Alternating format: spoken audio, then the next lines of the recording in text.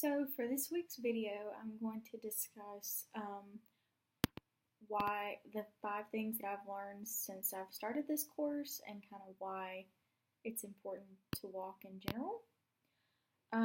So I've learned a lot from this course, not only about walking, but also just exercising in general. It was hard for me to just pick just 5 things because I've learned pretty much something every single week. And we're up to week 7. So I wrote down a couple of things, and I'm gonna, I guess, kind of go over those and why I chose those and how much I've learned from those, and then just talk about walking, like as a whole in general. So the first thing that I wrote down was the importance of having a good walk. I really never knew that there's a certain form of walking that is the best form. I just walked. And I think through the discussions and a lot of the people that would reply to my discussion board on that week, I don't think that many of you realized it either. So it was just something that I was kind of shocked by. But the importance of having good form when you're walking is you get the best out of the walk. So when you are walking, you want to engage not just parts of your leg, not just your feet, not just your knees, but you want to engage your entire leg. And that was something that I never really thought of before. I know that like when I've ran or done another different workout that I do feel it all the way down my legs, but walking was something that I never did. I never realized how much posture plays into your good form of walking, and I think that's also maybe why I've had posture problems in the past, but now they've kind of improved since I've learned the better form of walking. Another thing that I learned was how to properly warm up. I never knew that warming up is a lot more than just stretching. I've played volleyball for a long time, and our warm-ups did consist of a little bit of increased heart rate, but most of it was just stretching. And through this, I realized that you are wanting to work your body up to the heart rate that you're going to be putting it through for the entire workout rather than starting from resting and then going up to an accelerated heart rate. It can be really bad on your body, as well as your heart and other systems in your body. Something else I learned was how beneficial the cool down is. Typically, when I've ever worked out, I'll stretch a little bit and then just kind of leave. I never let my body actually slowly decrease in intervals from doing a hard, intense workout, even walking, to just leveling it back down where it needs to be. I just kind of stopped. And that's not very good.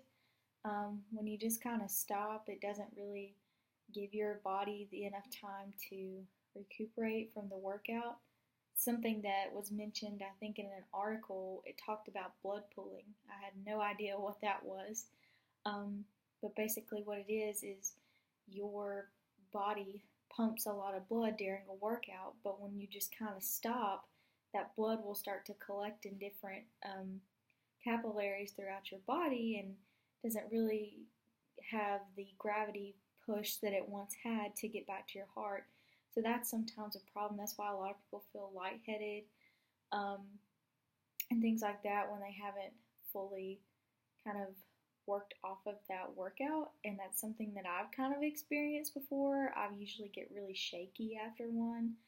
And now that I know that that has a lot to do with like blood pooling in my body, that was something that was also very alarming and something that I'm definitely going to carry with me through any kind of workout.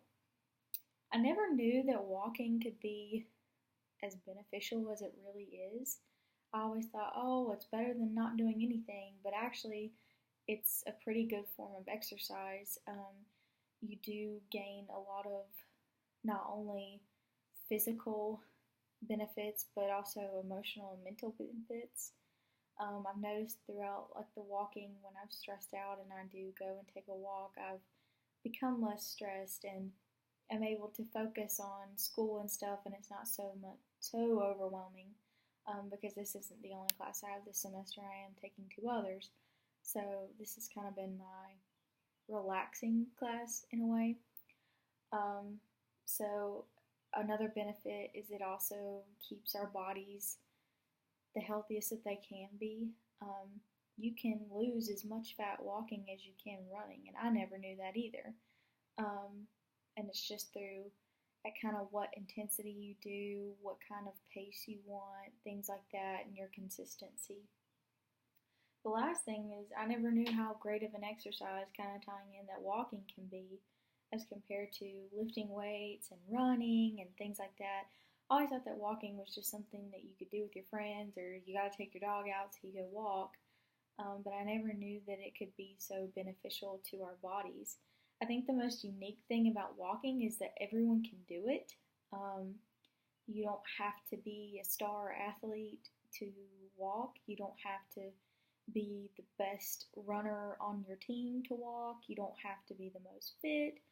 Anyone can walk, and it's kind of encouraging for somebody that is wanting to get healthier and wanting to lose weight and wanting to do this or that, that they have walking as an option to help them maybe push themselves to be the best version of them that they can be.